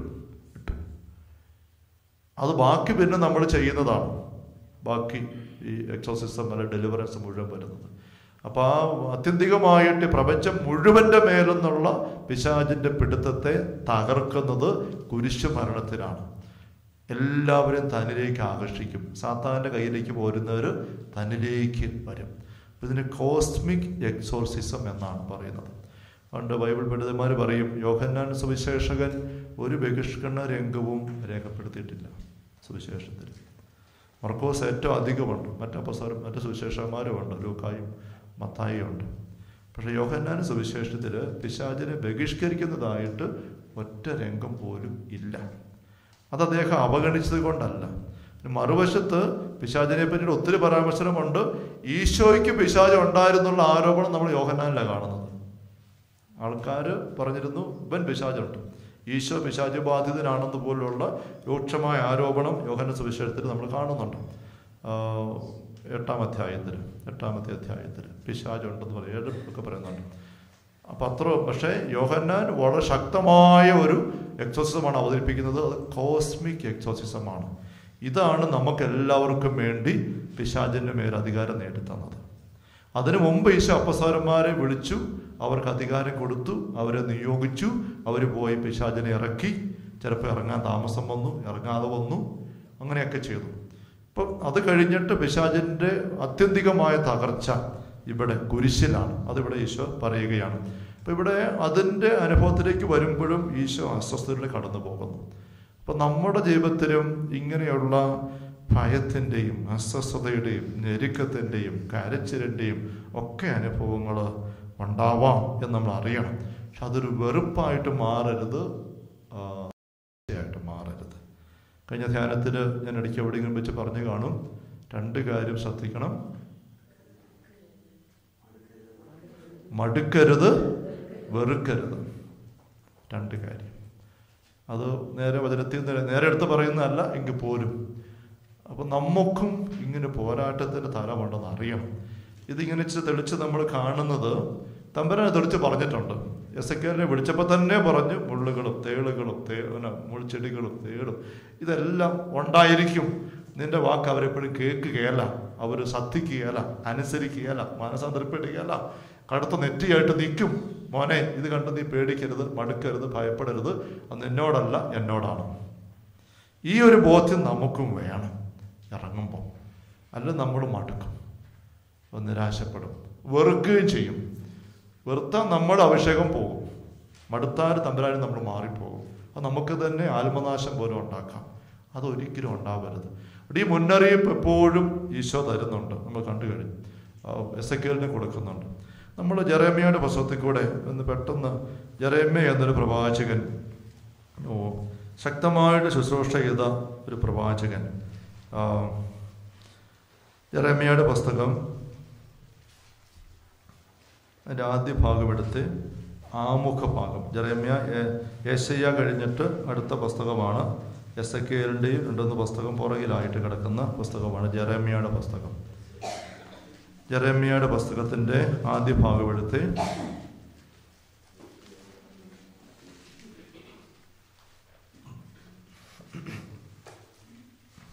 ജെറമ്യയുടെ പുസ്തകം അതിൻ്റെ ആമുഖം നമ്മൾ ഈ പുസ്തകത്തിനകത്തോട്ട് കുറച്ച് ഒരു 10-15 വചനഭാഗങ്ങൾ ഒന്ന് കാണും, ആദ്യം മുതൽ അവസാനം വരെ എന്ന പോലെ. അവിടെ ഇപ്പം നമ്മൾ കണ്ടുവന്നതായ അനുഭവങ്ങളിലൂടെ എങ്ങനെയാണ് ഈ മനുഷ്യൻ കടന്നു പോകുന്നത് എന്ന് നമ്മളൊന്ന് കണ്ടുവെക്കുകയാണ്. സമാനമായ പല അനുഭവത്തിൽ കൂടി ഒക്കെ നമ്മൾ കടന്നു പോകേണ്ടി വരും. നമ്മളിപ്പോൾ ഒരുമിച്ചിരുന്ന് വചനം ചിന്തിക്കുന്നു, മനസ്സിലാക്കിയെടുക്കുന്നു, പ്രാർത്ഥന എടുക്കുന്നു, ഒരുമിച്ച് സ്തുതിക്കുന്നു, എല്ലാം ചെയ്യുന്നുണ്ട്. ഇത് കഴിഞ്ഞ് നമ്മൾ ഇറങ്ങി ദൈവരാജ്യ ശുശ്രൂഷയൊക്കെ മുന്നോട്ട് നീങ്ങുമ്പോൾ, ബോധ്യം വെച്ചൊക്കെ നീങ്ങുമ്പോൾ ഒരുപാട് അവസരങ്ങളിൽ ഈ കൂടെ ഇരിക്കുന്നത് നമ്മുടെ കൂടത്തിൽ കാണുകയല്ല, അച്ഛൻ നിങ്ങളുടെ കൂടത്തിൽ കാണുകയല്ല, ചിലപ്പോൾ അച്ഛൻ നിങ്ങളുടെ മനസ്സിലാക്കുക പോലും ഇല്ല. ഒറ്റയ്ക്കൊക്കെ പോകേണ്ട ഒരുപാട് വളവുകളും തിരിവുകളും കുഴികളും കുന്നുകളും പാറയൊക്കെ നമ്മുടെ വഴിയിലുണ്ട്. അങ്ങനെയൊക്കെയുള്ള അവസ്ഥകൾ കടന്നു പോകുമ്പം നമുക്ക് മുന്നേ പോയ ആൾക്കാർ എങ്ങനെയൊക്കെ പോയിട്ടുണ്ടെന്ന് അറിഞ്ഞിരിക്കുന്നത് നമുക്കൊരു വലിയ കരുത്താണ്. അത് വചനത്തിൽ നിന്ന് കിട്ടി മനസ്സിൽ പതിഞ്ഞ് കിടക്കാന്ന് പറഞ്ഞാൽ നമുക്കത് കലാകാലം നെത്തിതിലേക്ക് നമുക്ക് ചവിട്ടി നിൽക്കാനുള്ള ഉറപ്പും ചാരി നിൽക്കാനുള്ള താങ്ങും ഒക്കെ തരുന്ന കാര്യം തന്നെയാണ്. അപ്പോൾ ഇവിടെ നമ്മൾ നമുക്ക് ആമുഖം ഒന്ന് വായിക്കാൻ പറ്റും. അപ്പോൾ ആ ജെറമ്യായുടെ പശ്ചാത്തലത്തെപ്പറ്റി കുറച്ച് കാര്യം നമുക്കൊന്ന് കിട്ടും. ഒരുമിച്ചങ്ങ് വായിക്കാൻ ശ്രദ്ധിച്ച്. ജോസിയായുടെ 13ാം ഭരണവർഷമാണ് ക്രിസ്തുവിന് മുമ്പ് 626 ആണ്ട് ജെറമ്യ പ്രവാചക വൃത്തി ആരംഭിക്കുന്നത്. പിഴുതെറിയാനും തച്ചുടയ്ക്കാനും നശിപ്പിക്കാനും തകിടം മറിക്കാനും നിർമ്മിക്കാനും നട്ടുവളർത്താനുമായിട്ടാണ് ജെറമ്യ നിയോഗിക്കപ്പെട്ടത്. അത് 1-ാം അധ്യായത്തിൽ 10-ാം വാക്യത്തിൽ കിടക്കുന്ന കാര്യം ഉദ്ധരിച്ചിരിക്കുന്നതാണ്. പ്രവാചക ദൗത്യം നിറവേറ്റിയതിൻ്റെ പേരിൽ ശാരീരികമായും മാനസികമായും വളരെയേറെ ക്ലേശങ്ങൾ സഹിച്ച വ്യക്തിയാണ് ജെറമ്യ. സ്വന്തം ജനത്തിൻ്റെ മേൽ പ്രസ്താവിക്കേണ്ടി വന്ന വിധിവാചകം ജനസ്നേഹിയായ പ്രവാചകന് വേദനാജനകമായിരുന്നുവെങ്കിലും ഉള്ളിൽ തീ പോലെ ജ്വലിച്ചിരുന്ന ദൈവവചനത്തിൻ്റെ പ്രചോദനത്തിന് വഴങ്ങേണ്ടി വന്നു. ഇപ്പം 2 ബന്ധങ്ങൾ അവിടെ പറയുന്നത് കണ്ടോ. ഒന്ന്, ജനത്തോടുള്ള സ്നേഹം, അവർ രക്ഷപ്പെടണം, അപകടത്തിൽപ്പെടരുത്. മറുവശത്ത് തമ്പുരാനോടുള്ള സ്നേഹം, ബന്ധം, അത് ഉള്ളിൽ തീ പോലെ കത്തുകയാണ്. അപ്പോൾ ഇത് രണ്ടിൻ്റെ ഇടയിലാണ് ജെറമ്യ നിൽക്കുന്നത്. ആന തടി വലിക്കുന്നത് കണ്ടിട്ടില്ലേ? ഇല്ലേ? ആനയ്ക്ക് നല്ല കരുത്താണ്, തടിക്ക് നല്ല വെയിറ്റുമാണ്. ഇതിനിടയ്ക്ക് ഞെരുങ്ങുന്നത് ആരാണ്? വടമാണ് ഞെരുങ്ങുന്നത്, ഇല്ലേ? ആന കരുത്തോടെ വലിക്കുന്നു, തടി ഇങ്ങനെ ഉടക്കി കിടന്ന് മണ്ണിനകത്താണ്ട് കിടന്ന് പയ്യെ അതിൻ്റെ ഞെരുക്കം മുഴുവനും വടത്തിനാണ്. ഇതാണ് ജെറമ്യയുടെ അവസ്ഥ, ഈശോയുടെ അവസ്ഥയും എസെക്കിയേലിൻ്റെ അവസ്ഥയും നമ്മുടെ അവസ്ഥയും. അതിന് നമ്മൾ തയ്യാറാകണം. തമ്പുരാൻ വിളിക്കുമ്പോൾ ജനം കടന്നു വരാൻ, നമ്മുടെ ചുറ്റുമുള്ള വരണ്ട താഴ്വരകൾ ഉണർന്നു വരാൻ, ഇതിനിടയിൽ നമ്മൾ ഈ ഞെരുക്കം എടുക്കാൻ. അപ്പം അങ്ങനത്തെ ഞെരുക്കങ്ങൾ വരുമ്പം നമ്മൾ അസ്വസ്ഥപ്പെടരുത്. അതുകൊണ്ടാണ് ഇങ്ങനെ കുറച്ച് രംഗങ്ങൾ നമ്മൾ കാണുന്നതിന് സൂചിപ്പിച്ചല്ലോ. 2-ാമത്തെ വാക്യം, വിഗ്രഹാരാധനയും സാമൂഹ്യ അനീതികളും വഴി കർത്താവിനെ തുടരെ പ്രകോപിപ്പിക്കുന്ന ജനത്തിന് വരാൻ പോകുന്ന ശിക്ഷ ഭയാനകമായിരിക്കും. രാജാവും പുരോഹിതനും പ്രവാചകനും ജനവും ഒരുപോലെ കുറ്റക്കാരായി തീർന്നിരിക്കുന്നു. ജോസിയായുടെ മതനവീകരണങ്ങൾക്ക് സർവ പിന്തുണയും നൽകിയിരുന്ന ജെറമ്യ അവയൊന്നും വരാനിരിക്കുന്ന ശിക്ഷ അകറ്റാൻ പര്യാപ്തമല്ല എന്ന് കണ്ടു. കർത്താവ് തന്റെ ആലയത്തെയും അവകാശമായ ഇസ്രയേലിനെയും പരിത്യജിച്ചിരിക്കുന്നു. ഉടമ്പടി ലംഘിച്ച ഇസ്രയേലിന് പ്രതീക്ഷയ്ക്ക് അവകാശമില്ല. ദേവാലയവും നഗരവും കത്തിച്ചാമ്പലാകും. ജെറുസലേം പരിത്യക്തമായിരിക്കുന്നു എന്ന് പ്രവചിച്ചെങ്കിലും ദൈവം തന്റെ ജനത്തെയും നഗരത്തെയും പൂർണ്ണമായി കൈവിടുകയില്ല എന്ന് ജെറമ്യയ്ക്ക് ഉറപ്പുണ്ടായിരുന്നു. ദൈവം പ്രവാസികളെ തിരിച്ചു കൊണ്ടുവരുമെന്നും അവർ അവിടുത്തെ ജനവും അവിടുന്ന് അവരുടെ ദൈവവുമായി പൂർവാധികം സുദൃഢവും അലംഘനീയമായ ഉടമ്പടിയാൽ ബന്ധിക്കപ്പെടുമെന്നും പ്രവാചകൻ വാഗ്ദാനം ചെയ്തു. പുതിയൊരു പുറപ്പാടിൻ്റെ അനുഭവമായിരിക്കും അത്. താൻ പ്രവചിച്ച അനർത്ഥങ്ങൾ സംഭവിക്കുന്നത് കാണാനുള്ള ദൗർഭാഗ്യം ജെറമ്യായ്ക്കുണ്ടായി. തടവുകാരോടൊപ്പം ബാബിലോണിലേക്ക് നയിക്കപ്പെടാതെ യെരേമ്യ ജെറുസലേമിൽ നഷ്ടശിഷ്ടങ്ങൾക്കിടയിൽ തങ്ങി എങ്കിലും പിന്നീട് ഈജിപ്തിലേക്ക് നാട് കടത്തപ്പെട്ടു. അവിടെ വെച്ച് മരിച്ചെന്ന് വിശ്വസിക്കപ്പെടുന്നു. യെരേമ്യയുടെ പുസ്തകത്തിൻ്റെ കുറേ ഭാഗങ്ങളെങ്കിലും അദ്ദേഹം തന്നെ പറഞ്ഞു കൊടുത്ത് ശിഷ്യനായ ബാറൂക്കിനെ കൊണ്ട് എഴുതിച്ചതാണ്. ബാക്കി ഭാഗങ്ങൾ പല ശിഷ്യന്മാർ ശേഖരിച്ചതും. യെരേമ്യയുടെ ഗ്രീക്ക് മൂലം ഹീബ്രു മൂലത്തേക്കാൾ ഹ്രസ്വമാണ്. അങ്ങനെ ഒരു ആമുഖം നമ്മൾ കാണുകയാണ്. നമ്മൾ ദൈവരാജ്യ അനുഭവ ധ്യാനത്തിൽ ഈ വിലാപത്തിൻ്റെ പുസ്തകത്തെ പറ്റി പറഞ്ഞത് ഓർമ്മിക്കുന്നുണ്ടോ? രാജാവിന് വേണ്ടി മുറവിളി കൂട്ടുന്ന ജനം സാമുവേലിൻ്റെ പക്കൽ. അന്നേരം സാമുവേൽ വഴി തമ്പുരാൻ പറയും, നിങ്ങൾ ഒരിക്കൽ ഈ രാജാക്കന്മാർ മൂലം വിലപിക്കും. അന്ന് നിങ്ങൾ എൻ്റെ പക്കൽ വിളിച്ച് പ്രാർത്ഥിക്കും, പക്ഷെ നിങ്ങളുടെ പ്രാർത്ഥന ഞാൻ കേൾക്കില്ല എന്ന് പറഞ്ഞു. അതിൻ്റെ ബാക്കിയായിട്ട് നമ്മൾ കുറച്ച് കാര്യമെല്ലാം കണ്ടു. രാജാക്കന്മാർ എങ്ങനെ സാവൂള്, പിന്നെ ദാവീദ്, പിന്നെ സോളമൻ എങ്ങനെ അധപ്പതിച്ചു. അത് കഴിഞ്ഞ് പിന്നെ രാജാക്കന്മാരും ഉണ്ടവരെല്ലാം 90% രാജാക്കന്മാരും വിഗ്രഹാരാധകരും താന്തോന്നികളും ദൈവനിഷേധകരുമായിരുന്നു. ജനത്തെ നശിപ്പിച്ചു. അതങ്ങ് വന്നിട്ട് അതിൻ്റെ മൂർധന്യാവസ്ഥയാണ് ഇവിടെ. യെരേമ്യയുടെ പുസ്തകം കഴിഞ്ഞിട്ട് പുസ്തകത്തിൻ്റെ പേരെന്താണ്? യെരേമ്യയുടെ കഴിഞ്ഞിട്ട് വിലാപം. ആ വിലാപത്തിലേക്ക് എത്തുന്നതിന് തൊട്ട് മുമ്പ് തമ്പുരാൻ യെരേമ്യ വഴി ജനത്തെ ബലാബലം പിടിക്കുകയാണ്. ആന തടി വലിക്കുന്ന പോലെ അനങ്ങാതെ പാറയിൽ ഒട്ടക്കി കിടക്കുന്ന വലിയ കൂറ്റൻ തടി കടം കെട്ടിയിട്ട് ആന വലിക്കുന്ന അനുഭവമായിരുന്നു യെരേമ്യയ്ക്ക്. വടത്തിൻ്റെ സ്ഥാനത്ത് നിൽക്കുകയാണ്. ഈ ജനം, രാജാവ് എല്ലാം ഉൾപ്പെടെ ദൈവത്തോട് മറുതലിച്ച് നിൽക്കുകയാണ്. തമ്പുരാൻ തൻ്റെ ഉള്ളിൻ്റെ നൊമ്പരം കൊണ്ട് സംഭവിക്കാൻ പോകുന്ന വലിയ അപകടം മുന്നേ കണ്ട്, ഭൗതികമായ അടയാളം പോലും സഹനം പോലും മുന്നേ കണ്ടുകൊണ്ട് കെഞ്ചി ജനത്തോട്, രാജാവിനോട്, പുരോഹിതന്മാരോട് പറയുകയാണ്, തെറ്റ് തിരുത്തിക്കുക, അല്ല നിങ്ങൾ കൈവിട്ടു പോകും. നിങ്ങളെ സംരക്ഷിക്കാൻ എനിക്ക് സാധിക്കത്തില്ല. നിങ്ങൾ വലിയ അപകടത്തിൽ പോകാൻ പോവുകയാണ്. പക്ഷെ അവർ യെരേമ്യയായിട്ട് പുച്ഛിക്കുകയാണ്, പരിഹസിക്കുകയാണ്. യെരേമ്യ ഈ രണ്ട് ഇതിൻ്റെ ഇടയിൽ, കുറ്റത്തടിയുടെയും ആനയുടെയും ഇടയിൽ വടം എന്ന പോലെ കിടന്ന് ഞെരുങ്ങുകയാണ്. അതാണ് ഇവിടെ സംഭവം. ഇവിടെ നമ്മൾ ചരിത്രം മുഴുവൻ വായിച്ചു പോകുന്നില്ല. ആദ്യ ഭാഗത്ത് യെരേമ്യയെ വിളിക്കുന്ന രംഗമാണ്. 4 മുതൽ ഉള്ള വാക്യങ്ങൾ കുറച്ചൊന്ന് വായിക്കാം. കർത്താവ് എന്നോട് അരുളി ചെയ്തു, മാതാവിൻ്റെ ഉദരത്തിൽ നിനക്ക് രൂപം നൽകുന്നതിന് മുമ്പേ ഞാൻ നിന്നെ അറിഞ്ഞു. ജനിക്കുന്നതിന് മുൻപേ ഞാൻ നിന്നെ വിശുദ്ധീകരിച്ചു. ജനതകൾക്ക് പ്രവാചകനായി ഞാൻ നിന്നെ നിയോഗിച്ചു. അപ്പോൾ ഞാൻ പറഞ്ഞു, ദൈവമായ കർത്താവേ, ഞാൻ കേവലം ബാലനാണ്, സംസാരിക്കാൻ എനിക്ക് പാടവമില്ല. കർത്താവ് എന്നോട് അരുളി ചെയ്തു, വെറും ബാലനാണെന്ന് നീ പറയരുത്. ഞാൻ അയക്കുന്നിടത്തേക്ക് നീ പോകണം. ഞാൻ കൽപ്പിക്കുന്നത് എന്തും സംസാരിക്കണം. നീ അവരെ ഭയപ്പെടേണ്ട. നിന്റെ രക്ഷയ്ക്ക് നിന്നോട് കൂടെ ഞാനുണ്ട്. കർത്താവാണിത് പറയുന്നത്.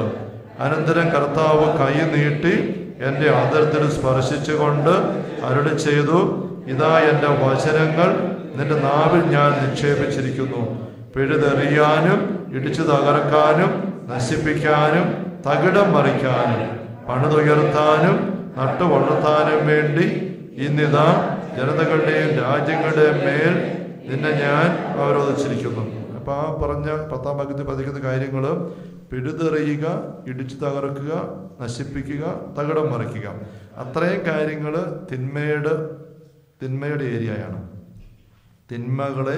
തിന്മയുടെ കളകളും മുള്ളുകളും പിഴുതെറിയുക, അതിൻ്റെ അടിത്തറയായിട്ട് ചൂടായിട്ട് നിൽക്കുന്നതെല്ലാം ഇടിച്ചു തകർക്കുക, അതിനെല്ലാം നശിപ്പിച്ച് കളയുക, ആ സംവിധാനം മുഴുവൻ തകിടം മറിക്കുക.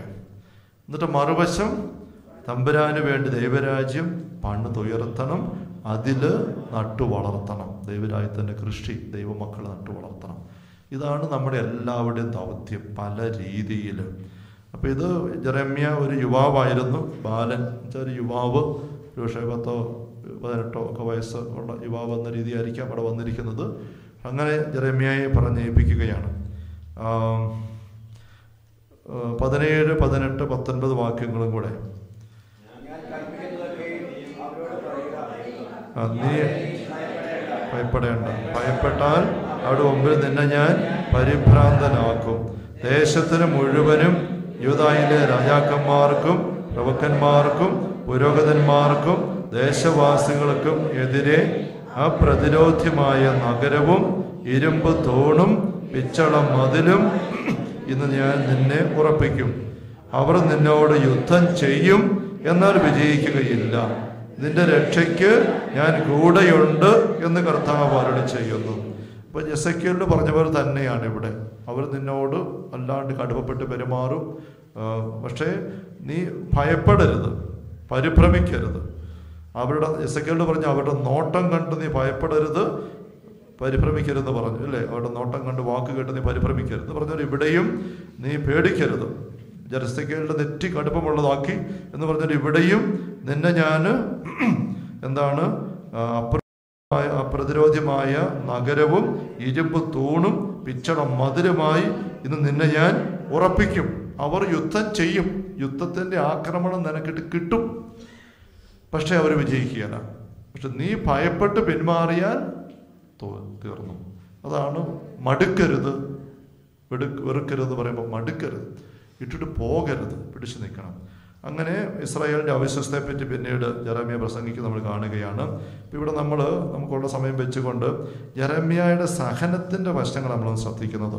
ജെറമ്യ വടം ഞെരുങ്ങി എന്ന് പറയുന്ന പോലെ നമ്മൾ ഞെരുക്കത്തിലൂടെ കടന്നു പോകുമ്പോൾ നമ്മൾ മടുക്കരുത്. അതുകൊണ്ടാണ് 4-ാമത്തെ അധ്യായത്തിൽ 19-ാമത്തെ തിരുവചനം, 4-ാമത്തെ അധ്യായത്തിൽ 19-ാമത്തെ തിരുവചനം.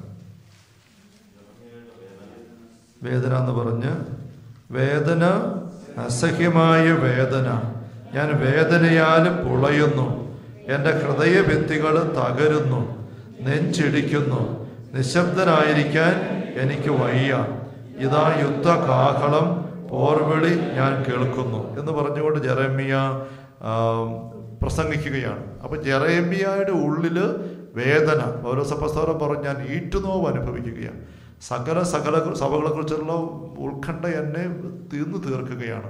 അപ്പം അങ്ങനത്തെ ഒരു അനുഭവം ജെറമ്യ പങ്കുവെക്കുകയാണ്. 6-ാമത്തെ അധ്യായത്തിൽ 11-12 തിരുവചനങ്ങൾ ഒരുമിച്ച് എല്ലാവരും എടുത്ത് ഇച്ചിരി ഒന്ന് വെയിറ്റ് ചെയ്ത് എല്ലാവരും എടുക്കട്ടെ. 6-ാമത്തെ അധ്യായത്തിൽ 11-12 തിരുവചനങ്ങൾ എടുത്തോ. 10 മുതൽ നോക്കിക്കൂ. എൻ്റെ താക്കീത് കേൾക്കാൻ ആരാണ് ഉള്ളത്? ചെവി അടഞ്ഞിരിക്കുന്നത് കൊണ്ട് അവർക്ക് കേൾക്കാൻ കഴിയുകയില്ല. കർത്താവിൻ്റെ വാക്ക് അവർക്ക് നിന്ദാവിഷയമായിരിക്കുന്നു, അതിൽ അവർക്ക് തെല്ലും താല്പര്യമില്ല. തന്നിമിത്തം കർത്താവിൻ്റെ കോപം എന്നിൽ നിറഞ്ഞ് കവിയുന്നു, അത് ഒതുക്കി നിർത്താൻ ശ്രമിച്ച് ഞാൻ തളരുന്നു. കർത്താവ് അരുളി ചെയ്യുന്നു, തെരുവിലെ കുട്ടികളുടെയും യുവാക്കളുടെ കൂട്ടങ്ങളുടെയും മേൽ അത് ചൊരിയുക. ഭർത്താവിൻ്റെയും ഭാര്യയുടെയും വയോധികരുടെയും പടുവൃദ്ധരുടെയും മേൽ അത് പതിക്കട്ടെ. അവരുടെ വീടുകൾ, നിലങ്ങളും ഭാര്യമാരും അടക്കം മറ്റുള്ളവർക്ക് നൽകപ്പെടും. ഈ ദേശത്ത് വസിക്കുന്നവർക്കെതിരെ ഞാൻ കരമുയർത്തും. നിസ്സാരന്മാർ മുതൽ മഹാന്മാർ വരെ അവരെല്ലാവരും അന്യായ ലാഭത്തിൽ ആർത്തുകൊണ്ടിരിക്കുകയാണ്. പ്രവാചകനും പുരോഹിതനും ഒരുപോലെ കപടമായി പെരുമാറുന്നു.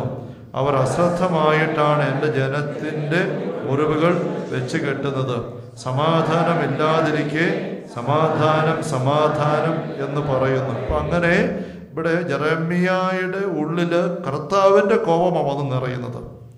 ജെറമ്യയുടെ ഉള്ളിൽ കർത്താവിൻ്റെ കോപം. അതിൻ്റെ കാരണം പറഞ്ഞിരിക്കുക 10-ാം വാക്യത്തിൽ, കർത്താവിൻ്റെ വാക്ക് അവർക്ക് നിന്ദാവിഷയമാണ്, അതിലവർക്ക് തെല്ലും താല്പര്യമില്ല.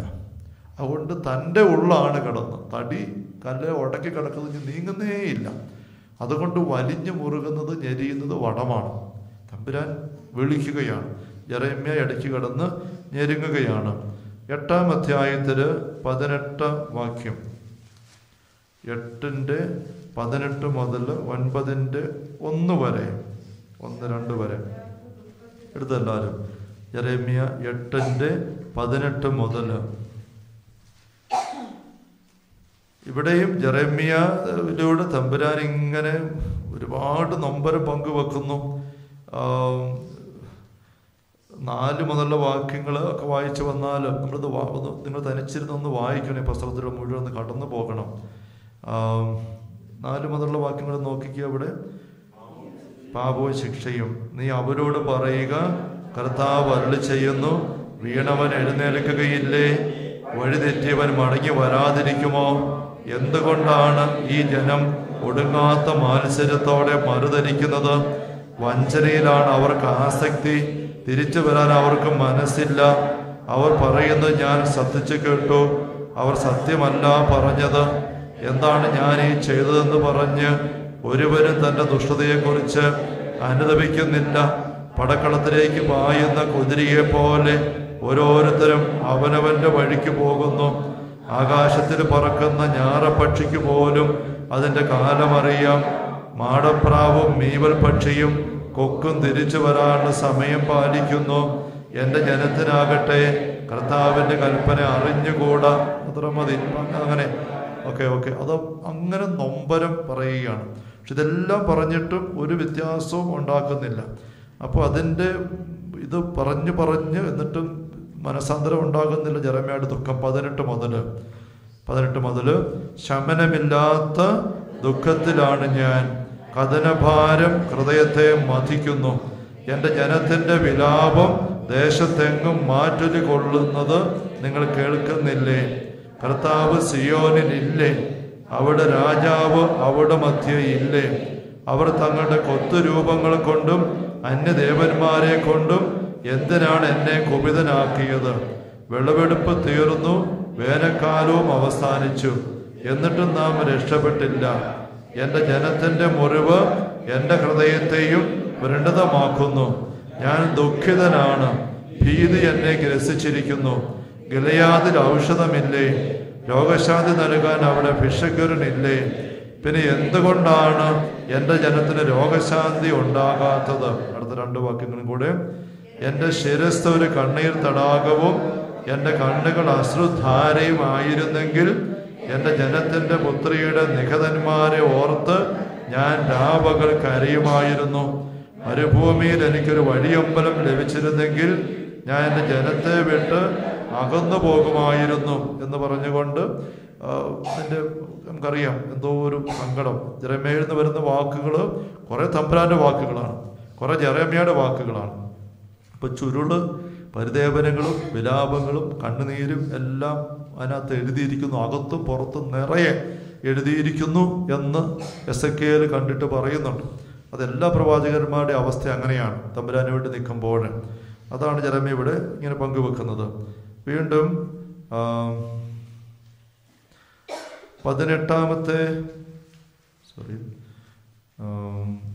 11 അധ്യായം 18 മുതലുള്ള തിരുവചനങ്ങൾ. 11 അധ്യായം 18 മുതൽ. അറിയുവാനിടയായി അവിടുന്ന് അവരുടെ ദുഷ്കൃത്യങ്ങൾ എനിക്ക് കാണിച്ചു തന്നു. എന്നാൽ കൊലയ്ക്ക് കൊണ്ടുപോകുന്ന ശാന്തനായ കുഞ്ഞാടിനെ പോലെ ആയിരുന്നു ഞാൻ. ഫലത്തോടു കൂടെ തന്നെ വൃക്ഷത്തെ നമുക്ക് നശിപ്പിക്കാം, ജീവിക്കുന്നവരുടെ നാട്ടിൽ നിന്ന് നമുക്കവനെ പിഴുതെറിയാം, അവൻ്റെ പേര് ഇനിമേൽ ആരും ഓർമ്മിക്കരുത് എന്ന് പറഞ്ഞ് അവർ ഗൂഢാലോചന നടത്തിയത് എനിക്കെതിരെയാണെന്ന് ഞാൻ അറിഞ്ഞില്ല. നീതിയായി വിധിക്കുന്നവനും ഹൃദയവും മനസ്സും പരിശോധിക്കുന്നവരുമായ സൈന്യങ്ങളുടെ കർത്താവേ, അവരുടെ മേലുള്ള അങ്ങയുടെ പ്രതികാരം കാണാൻ എന്നെ അനുവദിക്കണമേ. അവിടുന്നാണല്ലോ എൻ്റെ ആശ്രയം. നിന്റെ ജീവൻ വേട്ടയാടുന്ന അനാത്തോത്തിലെ ജനങ്ങളെക്കുറിച്ച് കർത്താവ് അരുളി ചെയ്യുന്നു. കർത്താവിൻ്റെ നാമത്തിൽ നീ പ്രവചിക്കരുത്, പ്രവചിച്ചാൽ നിന്നെ ഞങ്ങൾ കൊല്ലുമെന്ന് അവർ പറയുന്നു. ആകയാൽ സൈന്യങ്ങളുടെ കർത്താവ് അരുളി ചെയ്യുന്നു, അവരെ ഞാൻ ശിക്ഷിക്കും. യുവാക്കൾ വാളിനിരയാകും, അവിടെ പുത്രന്മാരും പുത്രികളും പട്ടിണി കിടന്ന് മരിക്കും, അവരിൽ ആരും അവശേഷിക്കുകയില്ല. അനാത്തോത്തിലെ ജനങ്ങളോട് കണക്ക് ചോദിക്കുന്ന ആണ്ടിൽ ഞാൻ അവരുടെ മേൽ തിന്മ വർഷിക്കും. ഒരു വാക്യം കൂടെ. കർത്താവേ, ഞാൻ അങ്ങയോട് പരാതിപ്പെടുമ്പോൾ അവിടുന്ന് തന്നെ ആയിരിക്കും നീതിമാൻ. എങ്കിലും എൻ്റെ പരാതി അങ്ങയുടെ മുമ്പിൽ ഞാൻ സമർപ്പിക്കുകയാണ്. എന്തുകൊണ്ടാണ് ദുഷ്ടൻ അഭിവൃദ്ധി പ്രാപിക്കുന്നത്? ചതിയന്മാർ എന്തുകൊണ്ട് എന്ന് പറഞ്ഞിരിക്കുകയാണ്. അപ്പോൾ ഇവിടെ ഞാൻ പറഞ്ഞു എസെക്കിയേലും ജെറമ്യായും നോക്കുമ്പോൾ നമുക്ക് ഈശോയെ നോക്കുന്ന പോലെയുള്ള ഒരു മാതൃകയുടെ അല്ല മുഴുവൻ കാണുന്നത്. ഇവിടെ ഇവർ പ്രതികാരത്തിന് വേണ്ടിയിട്ട് പ്രാർത്ഥിക്കുന്നുണ്ട്, നിരാശയുടെ വാക്കുകൾ പറയുന്നുണ്ട്, ഒരു മടുപ്പിലേക്ക് പോകുന്ന പോലെ വരുന്നുണ്ട്, എതിർചിന്തകൾ കയറുന്നുണ്ട്. പക്ഷേ എന്നിട്ടും വിട്ടുപോകുന്നില്ല. ഞെരുക്കത്തിൻ്റെ ആധിക്യമാണ് ഒരു വശത്ത്. ജോബും പറയുന്ന പോലെ ഞാൻ എന്തിനാ ജനിച്ചത് എന്നൊക്കെ പറഞ്ഞ് ജോബ് കരയുന്ന പോലെയുള്ള കരച്ചിൻ്റെ വസ്ത്രം ഒരു വശം വരുന്നുണ്ട്. പക്ഷെ അവർ പിന്നെയും ദൈവത്തിന് വേണ്ടി ജനത്തിന് വേണ്ടി നിൽക്കുകയും ചെയ്യുന്നുണ്ട്. പക്ഷെ ഈശോയിലേക്ക് വരുമ്പോൾ ഈശോ ഒരിക്കലും ജനത്തിനെതിരെ മക്കൾക്കെതിരെ ഒന്നും പറയുകയല്ല, പൗലോസും പറയുകയല്ല. അത്രയും തെളിച്ച് പഴയ നിയമത്തിൻ്റെ ഈ സ്റ്റേജ് നമുക്ക് കാണാനായിട്ട് സാധിക്കുന്നില്ല എന്ന കാര്യം ഓർത്തിരിക്കണം. 13-ാം അധ്യായത്തിലെ 17-ാമത്തെ തിരുവചനം, 13-ാം അധ്യായത്തിലെ 17-ാം തിരുവചനം,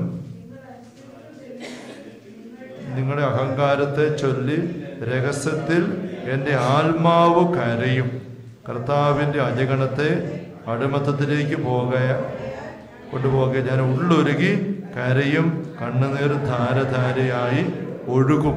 അപ്പൊ രഹസ്യത്തിൽ എൻ്റെ ആത്മാവ് കരയും. അതൊരു പീഡനമാണ്. ചുമ്മാ സാരമില്ല എന്തെങ്കിലും സംഭവിക്കട്ടെന്ന് ഓർത്ത് പോയി കിടക്കാൻ പറ്റുന്നില്ല. കിടക്കാൻ പോകുമ്പോഴും കിടക്കുമ്പോഴും കരച്ചിൽ വരുന്നു. എൻ്റെ ആത്മാവ് കരയും, ഉള്ളൊരുകി കരയും, കണ്ണീർ ധാരയായി ഒഴുകും. 15-ാം അധ്യായം 10-ാം തിരുവചനം, 15-10, എനിക്ക് ദുരിതം, നാട്ടിലെങ്ങും കലഹത്തിനും കലാപത്തിനും കാരണക്കാരനാകാൻ എന്നെ നീ പ്രസവിച്ചത് എന്തിന്? ഞാൻ കടം കൊടുത്തില്ല, വാങ്ങിയിട്ടുമില്ല, എന്നിട്ടും എല്ലാവരും എന്നെ ശപിക്കുന്നു എന്ന് പറയുക ജെറമ്യയുടെ അനുഭവമാണ്. ജെറമ്യ തന്നെ ഓർക്കുക, ഞാൻ എന്തിനാ പത്രോസിനെ പറ്റി പറയല്ലേ, ഞാൻ നാട് വിട്ടു പോകാവുന്നുണ്ട്. പിന്നെ ഈ ക്രിസ്ത്യാനികളെല്ലാം പത്രോസ് ഈശോയുടെ കാലത്തിന് ശേഷം കോവാദിസ് അല്ലേ, കോവാദിസ് എന്ന് പറയുന്നൊരു കേട്ടില്ലേ, കോവാദിസ്, നീ എവിടെ പോകുന്നു അല്ലേ? പത്രോസ് റോമിൽ നിന്ന് ഒളിച്ചോടി പോയെന്നാണ് ഒരു പാരമ്പര്യത്തിലെ ഒരു കഥയാണ്. കാരണം പത്രോസ് നേതൃത്വം കൊടുത്ത് നിൽക്കുമ്പോൾ ജനങ്ങളെല്ലാം ഒരു പട്ടാളക്കാർ പിടിച്ചു കൊണ്ടുവന്ന് കത്തിക്കുന്നു, തൊലിയുരിയുന്നു, സിമത്തിലിട്ട് കൊടുക്കുന്നു, പട്ടിണിക്കുന്നു. ജനത്തിൻ്റെ കാരച്ച കേട്ട് കേട്ട് കേട്ട് രാത്രി ഉറങ്ങാൻ മേലാത്ത പോലെ പത്രോസങ്ങായി. പത്രോസ് ഓർത്ത്, ഞാൻ കാരണമാണല്ലോ ഇത്, ഞാനങ്ങ് നാട് വിട്ട് പോയേക്കാന്നുണ്ടെ പിന്നെ ഇവരൊക്കെ വിശ്വാസമൊക്കെ ഇട്ടിട്ട് എങ്ങനെയെങ്കിലും പോയി രക്ഷപ്പെട്ടോട്ടെ, ഇങ്ങനെ ചാകണ്ട എല്ലാം കൂടെ എന്നോർത്തുകൊണ്ട് പത്രോസ് രാത്രിയിൽ റോമിൽ നിന്ന് ആരും കാണാതെ ശിഷ്യന്മാരോട് പോലും പറയാതെ പയ്യെ ഇറങ്ങി മൂടി പുതച്ച് വടിയോരം ചേർന്ന് വിട്ടുപോയി എന്നാണ്. അങ്ങനെ പോകുമ്പോൾ മറുവശത്ത് ഈശോ ഇങ്ങോട്ട് വരുന്ന കാണുകയാണ്, ഒരു കുരിശുമായിട്ട് അങ്ങനെ. അപ്പം കോവാദിസ്, നീ എവിടെ പോകുന്നു ചോദിച്ചു. ഇത് തിരിച്ചു അങ്ങോട്ടും ഇങ്ങോട്ടും ആകാൻ ചോദ്യം പത്രോസിനോടല്ലോ. അപ്പം ഈശോയോടാണ് ചോദ്യം, കോവാദിസ്, അങ്ങ് എവിടെ പോവുക? ഈശോയുടെ മറുപടി എന്താണ്? ഞാൻ റോമിലേക്ക് പോവുകയാണ്, നിനക്ക് പകരം കുരിശ് മരിക്കാൻ ഒരിക്കൽ കൂടെ നീ ഇട്ടിട്ട് പോകുന്നുണ്ട്. അപ്പോഴും പത്രോസ് തെറ്റ് മനസ്സിലായി, മുട്ടുകുത്തി മാപ്പ് ചോദിച്ചു. ഈശോ അപ്രത്യക്ഷമായി തിരിച്ചു വന്നതാണ്. അപ്പം ജെറമ്യ ഇവിടെ അനുഭവിക്കുക, ഞാൻ കാരണമാണല്ലോ, ഞാൻ ഈ തമ്പുരാൻ പറയുന്നത് കൊണ്ടാണല്ലോ ഇവരെല്ലാം ഇങ്ങനെ ഈ അസ്വസ്ഥപ്പെടുന്നത്. ഒരു വശത്ത് തിരുത്തണമെന്ന് പറയുന്നു, മറുവശത്ത് പറ്റില്ല, അവനെ കൊണ്ട് കളയാൻ പറയുന്നു. അങ്ങനെ ജനം കലഹത്തിലോട്ട് പോകുന്നു. നമ്മൾ ചിലപ്പോൾ നമുക്ക് ഈ പ്രലോഭനം വരും, നമ്മളുള്ള കാര്യം പറയാൻ പോയാൽ വീട്ടിൽ അല്ലെ മറ്റുള്ളവർക്കെല്ലാം പ്രശ്നമാകും. എന്നാൽ പിന്നെ എങ്ങനെയെങ്കിലും പോകുന്നവർ പൊക്കോട്ടെന്ന് വെച്ചേക്കാണെങ്കിൽ പിന്നെ നമ്മൾ ആയിട്ട് കുഴപ്പം ഉണ്ടാക്കണ്ടാണല്ലോ എന്ന് ചിന്തിച്ച് മാറി നിൽക്കാനുള്ള പ്രലോഭനം പോലെ. ഇവിടെ പറയുകയാണ്, എനിക്ക് ദുരിതം എൻ്റെ അമ്മ, നാട്ടിനും കലഹത്തിനും ബലാപത്തിനും കാരണക്കാരാ നീ, അമ്മ എന്നെ എന്തിനാ പ്രസവിച്ചത് എന്ന് ജെറമ്യ പറഞ്ഞു പോകുന്നു. 15-18 തിരുവചന അധ്യായം തന്നെ, 15 മുതൽ കർത്താവേ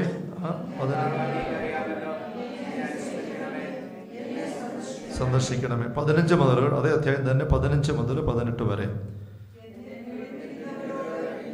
എനിക്ക് വേണ്ടി പ്രതികാരം ചെയ്യണമേ, അങ്ങയുടെ ക്ഷമയാൽ ശത്രുക്കൾ എന്നെ നശിപ്പിക്കാൻ ഇടയാക്കരുതേ. ഞാൻ അപമാനിതനാകുന്നത് അങ്ങയ്ക്ക് വേണ്ടിയാണെന്ന് ഗ്രഹിക്കണമേ. അങ്ങയുടെ വചനങ്ങൾ കണ്ടെത്തിയപ്പോൾ ഞാൻ അവ ഭക്ഷിച്ചു, അവ എനിക്ക് ആനന്ദ അമൃതമായി, എൻ്റെ ഹൃദയത്തിന് സന്തോഷവും. എന്തെന്നാൽ സൈന്യങ്ങളുടെ ദൈവമായ കർത്താവേ, ഞാൻ അങ്ങയുടെ നാമമാണല്ലോ വഹിക്കുന്നത്. ഉല്ലാസ ജീവിതം നയിക്കുന്നവരോട് കൂടെ ഞാൻ സഹവസിക്കുകയോ അവരോടൊത്ത് സന്തോഷിക്കുകയോ ചെയ്തില്ല. അങ്ങയുടെ കരം എൻ്റെ മേലുണ്ടായിരുന്നത് കൊണ്ട് ഞാൻ ഏകാകിയായി കഴിഞ്ഞു. അമർഷം കൊണ്ട് അങ്ങനെ നിറച്ചിരുന്നു. എന്താണ് എൻ്റെ വേദന മാറാത്തത്?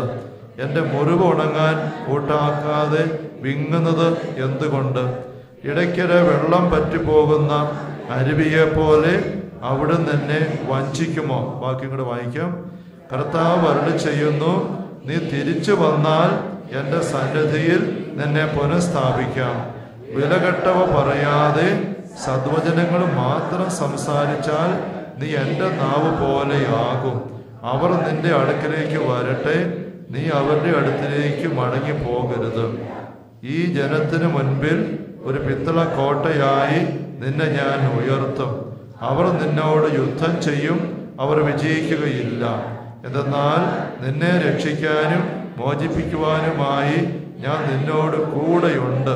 കർത്താവ് അരുളി ചെയ്യുന്നു, ദുഷ്ടന്റെ കയ്യിൽ നിന്ന് നിന്നെ ഞാൻ വിടുവിക്കും, അക്രമികളുടെ പിടിയിൽ നിന്നും നിന്നെ ഞാൻ വീണ്ടെടുക്കും. അടുത്തൊരു വാക്യം കൂടെ, 1-2 വാക്യം. കർത്താവ് എന്നോട് അരുളി ചെയ്തു, ഈ സ്ഥലത്ത് വെച്ച് നീ വിവാഹം കഴിക്കുകയോ നിനക്ക് മക്കൾ ഉണ്ടാവുകയോ ചെയ്യരുത് എന്ന് പറഞ്ഞൊരു വിലക്കും കൂടെ. അതേപ്പറ്റി പറയുന്നത്, യെരമ്യായ്ക്ക് ഒരു പെൺകുട്ടിയായിട്ട് അടുപ്പം ഉണ്ടായിരുന്നു. ഒരു കല്യാണം കഴിക്കാനായിട്ട് ഒരുങ്ങി ആഗ്രഹിച്ച് ഇരിക്കുകയുമായിരുന്നു. പക്ഷേ തമ്പുരാൻ പറഞ്ഞു, നീ കല്യാണം കഴിക്കാൻ പാടില്ല. അപ്പോൾ വ്യക്തിപരമായ ജീവിതത്തിൽ പോലും തമ്പുരാൻ കയറി എസെക്കിയാലിന്റെ കാര്യത്തിൽ സംഭവിച്ചൊരു വേറൊരു തരത്തിൽ ഇങ്ങനെ ഒരുപക്ഷെ അതിൻ്റെ പശ്ചാത്തലത്തിലും കൂടി ആയിരിക്കും മോളിൽ പറഞ്ഞ ടെൻഷൻ വന്നിരിക്കുന്നത്. നമ്മൾ ഈ പഴയ കാലത്തെ വിവരണങ്ങൾ ബൈബിൾ ഈശോയുടെ കാലത്ത് പോലും എഴുതി വെക്കുന്നതൊക്കെ എഴുതുക എന്ന് പറഞ്ഞാൽ വലിയ ഭാരപ്പെട്ട പണിയാണ്. തുകൽ ചുരുളുകൾ കിട്ടുക എന്ന് പറയുന്നത് തന്നെ ഇല്ല. നമുക്കിപ്പോൾ എഴുതണമെങ്കിൽ പേപ്പർ മേടിക്കാൻ ഒരു ബുദ്ധിമുട്ടില്ല, കടയിൽ പോയി മേടിക്കാം. പക്ഷെ അന്ന് ഇത് കിട്ടിയല്ല. തുകൽ ചുരുള് വലിയ ധനവാന്മാർക്കും രാജകൊട്ടാരത്തിലും അങ്ങനെയുള്ളവർക്ക് മാത്രം ഇത് ഉണ്ടാക്കിയെടുത്ത് ഉണക്കിയെടുത്ത് അത് വെക്കാൻ പറ്റുള്ളൂ, സൂക്ഷിക്കാൻ പറ്റുള്ളൂ. എഴുതണമെങ്കിൽ തന്നെ പ്രത്യേക സംവിധാനം വേണം. പണ്ട് പനയോലയിലൊക്കെ എഴുതിയിരുന്ന കാലത്ത് നമുക്കറിയാം എല്ലാവർക്കും എഴുതാൻ പറ്റുന്നില്ല. പനയോലയിലൊക്കെ നമ്മുടെ ചെറുപ്പത്തിൽ പോലും മുതിർന്ന ചെറുപ്പത്തിൽ പോലും ഓലയിലൊക്കെ എഴുതിയിരുന്ന താളിയോല ഗ്രന്ഥങ്ങളൊക്കെ നമ്മുടെ നാട്ടിൽ ഇപ്പോഴും കിടപ്പുണ്ട്. അങ്ങനെയൊക്കെ എഴുതി വെക്കണമെങ്കിൽ എല്ലാവരെ കൊണ്ടൊന്നും എഴുതാൻ പറ്റിയല്ല. എഴുതാൻ അറിയാവുന്ന ഒരു ഭാഷ അറിയാവണം, എഴുതാൻ സംവിധാനം വേണം, ഇത് ഓല ഉണ്ടാക്കിയെടുക്കാൻ സംവിധാനം വേണം, സൂക്ഷിക്കാൻ സംവിധാനം വേണം. അതുകൊണ്ട് ഈ ബൈബിളിലെ പല വിവരണങ്ങളൊക്കെ വളരെ ബ്രീഫാണ്. അപ്പം ഇവിടെ ഇത്രയും ഭാഗം വെച്ചുകൊണ്ട് സ്കോളേഴ്സ് ചൂണ്ടിക്കാണിക്കുന്നൊരു കാര്യം, ഇവിടെ എന്താ അസ്വസ്ഥത വരാൻ കാരണം? മുകളിൽ അദ്ദേഹം പറയുന്നു, അങ്ങയുടെ 18-ാം വാക്യം 16, അങ്ങയുടെ വചനങ്ങൾ കണ്ടെത്തിയപ്പോൾ ഞാനവ ഭക്ഷിച്ചു, അതെനിക്ക് ആനന്ദ അമൃതമായി, ഹൃദയത്തിന് സന്തോഷവും. എന്നാൽ സൈന്യങ്ങളുടെ ദൈവമായ കർത്താവ്, ഞാൻ അങ്ങയുടെ നാമമാണല്ലോ വഹിക്കുന്നത്, അത് മനോഹരമാണ്, വായിൽ മധുരിക്കുന്നു. നമുക്കെല്ലാവർക്കും സന്തോഷമാണ്. ദൈവത്തിൻ്റെ നാമം വഹിക്കുന്നു, വചനം കേൾക്കുമ്പോൾ നമുക്ക് ആവേശം വരുന്നു, തൃപ്തി, അത് നമ്മൾ എടുക്കുന്നു, സ്വീകരിക്കുന്നു, സന്തോഷം. അത് നല്ല ആരംഭമാണ്. അതിൻ്റെ ഫലം എന്ത് സംഭവിച്ചു? അവിടെ പറയുകയാണ്, ഉല്ലാസ ജീവിതം നയിക്കുന്നവരുടെ ഒത്ത് ഞാൻ സഹവസിക്കുകയോ അവരോട് സന്തോഷിക്കുകയോ ചെയ്തില്ല. കാരണം അങ്ങയുടെ കരം എൻ്റെ മേലുണ്ടായിരുന്നതുകൊണ്ട് ഞാൻ ഏകാഗിയായി കഴിഞ്ഞു. അപ്പം അങ്ങയുടെ കരം എന്ന് പറയുന്നത് പരിശുദ്ധാത്മാവാണ്. പരിശുദ്ധാത്മാവ് എൻ്റെ മേൽ ഉണ്ടായിരുന്നത് കൊണ്ട് എല്ലാവരുടെയും കൂടെ പഴയ പോലെ പോകാൻ എനിക്ക് പറ്റിയില്ല. ഉല്ലാസവും നയിക്കുന്ന ആൾക്കാരോടെ പോയി കമ്പനി വെക്കാനും പാചകം അടിക്കാനും സിനിമ കാണാനും അല്ലെങ്കിൽ തിന്ന് കുടിക്കാനും മതിക്കാനും കറങ്ങി നടക്കാനും പറ്റുകയല്ലെന്നായിപ്പോയി. അപ്പോൾ ഒരു ഒറ്റപ്പെടൽ വന്നു. ഇത് ആത്മീയ ജീവിതത്തിലേക്ക് വരുമ്പം കുറേ സംഭവിക്കും എന്ന് വെച്ചുകൊണ്ട് നമ്മൾ ഒറ്റയ്ക്കല്ലാതെ ഇട്ടിട്ട് പോവുകയും ചെയ്യരുത്. അതാണ് നമ്മുടെ ഒരു വലിയ ടെൻഷൻ്റെ വിഷയം. എല്ലാവരിൽ നിന്ന് വിട്ട് നമുക്ക് നമ്മുടെ വഴി, ഞാൻ ആരോട് മിണ്ടുകയല്ല, കുടിയന്മാരുടെ മിണ്ടിയല്ല, അല്ലെങ്കിൽ വാചകം അടിക്കുന്നവരുടെ മിണ്ടിയല്ല, സിനിമ കാണുന്നവരുടെ മിണ്ടിയല്ല, ധ്യാനമില്ലാത്തവരുടെ മിണ്ടിയല്ല, അവരെയെല്ലാം ഞാൻ ഒഴിവാക്കാമെന്ന് പറഞ്ഞ് പോയാൽ അത് ഫൗളാണ്. ഈശോ വേശികളുടെയും ചുങ്കക്കാരുടെയും എല്ലാ അടുക്കൽ പോയി. അതാണ് അതിൻ്റെ മറുവശം. അതേസമയം അവിടെ നമുക്ക് കമ്പനി ഉണ്ടാകാൻ പാടില്ല, അതിനകത്ത് നമ്മൾ മുഴുകാൻ പാടില്ല. പക്ഷെ അവരിൽ നിന്ന് ഒഴിഞ്ഞു മാറി പോവുകയല്ല, അങ്ങോട്ട് ഇറങ്ങി ചെല്ലാനും നമുക്ക് കടമയുണ്ട്. അല്ലെങ്കിൽ നമ്മുടെ ദൗത്യമില്ല. വരണ്ട അസ്ഥികളുടെ താഴ്വരയിലേക്ക് എസെക്കിയേലിനെ തമ്പുരാൻ ഇറക്കിക്കൊണ്ടുപോയി. മുള്ളുകളുടെ ഇടയിലേക്ക്, തേളുകളുടെ നടുക്കിലോട്ട് എസെക്കിയേലിനെ തമ്പുരാൻ ഇറക്കിക്കൊണ്ടുപോയി. ഈശോയും ഇറങ്ങിച്ചെന്നു. മത്തായിയുടെ വീട്ടിലും എല്ലായിടത്തും ഈശോ ചെന്നു, ആരെയും മാറ്റി വെച്ചില്ല. പ്രീശനായ ശെമയോന്റെ വീട്ടിലും വിരുന്നിനൊക്കെ ഈശോ പോകുന്നുണ്ട്. ഇത് രണ്ടും കൂടെ നമുക്ക് എടുക്കണം. അപ്പം അതിൻ്റെ ഭാരം നമ്മുടെ ഉള്ളിൽ വരും. നമുക്ക് ഇട്ടിട്ട് മാറാനാണെങ്കിൽ എളുപ്പമാണ്. മരുഭൂമി പോയി തന്നെ ഒറ്റയ്ക്ക് പൊത്തിനകത്ത് പോയി താമസിക്കാനാണെങ്കിൽ ഒരു കുഴപ്പമില്ല, നമുക്ക് ജീവിക്കാം. പക്ഷെ അതല്ല ദൈവരായ ശുശ്രൂഷ എന്ന് പറയുമ്പോൾ അങ്ങനെ പോകാനും പറ്റത്തില്ല.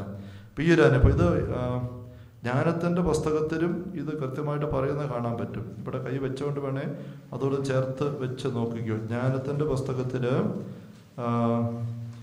2-ാം അധ്യായത്തിൽ ഈ നീതിമാനെ പറ്റി അധർമ്മികൾ പറയുന്ന ഒരു ഭാഗമുണ്ട്. അധർമ്മികളുടെ ചിന്താഗതി, അതിൻ്റെ 10 മുതലുള്ള വാക്യങ്ങൾ, 2-ാം അധ്യായം 10 മുതലുള്ള വാക്യങ്ങൾ. ജ്ഞാനത്തിൻ്റെ പുസ്തകം 2. പീഡിപ്പിക്കാം, വിധവയെ വെറുതെ വിടേണ്ട, വൃദ്ധന്റെ നരച്ച മുടിയെ മാനിക്കരുത്, കരുത്താണ് നമ്മുടെ നീതിയുടെ മാനദണ്ഡം, ദൗർബല്യം പ്രയോജനരഹിതമെന്ന് ഹൃദയം തെളിയും. നീതിമാനെ നമുക്ക് പതിയിരുന്ന് ആക്രമിക്കാം, അവൻ നമുക്ക് ശല്യമാണ്, അവൻ നമ്മുടെ പ്രവൃത്തികളെ എതിർക്കുന്നു. നിയമം ലംഘിക്കുന്നതിനെയും ശിക്ഷണ വിരുദ്ധമായി പ്രവർത്തിക്കുന്നതിനെ കുറിച്ച് അവൻ നമ്മെ ശാസിക്കുന്നു.